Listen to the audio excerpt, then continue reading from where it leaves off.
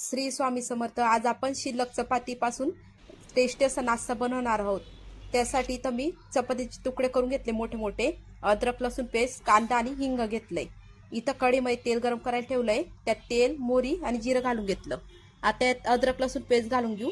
ती पण छान फ्राय झाली की त्यात आपण बारीक चिरलेला कांदा घालून घेऊ.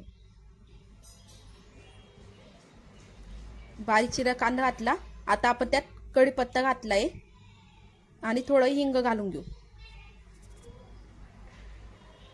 आता याला छान फ्राय होऊ देऊ. आता यात सगळे आपण मसाले घालून घेऊ. तिखट, हळद, धने पावडर, गरम मसाला, कांदा लसूण मसाला असेल तर तो, आणि छान फ्राय झाल्यावर त्यात आपण पाणी टाकू. पाणी टाकल्यावर पाणी उकळलं. आता त्यात मी चवीनुसार मीठ घालून घेतलंय.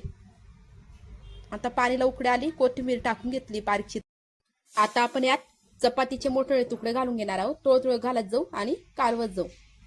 असं आपला टेस्टी असा तयार झालाय. आता वरून इथं मी मॅगी मसाला घालून घेते, त्याच्यामुळे अजून छान टेस्ट येते. मुलं पण आवडीन खाता. तुम्हाला ही चपातीच्या नाश्त्याची रेसिपी आवडली असेल तर व्हिडिओला लाईक करा, शेअर करा आणि चॅनलला सबस्क्राईब नक्की करा. श्री स्वामी समर्थ.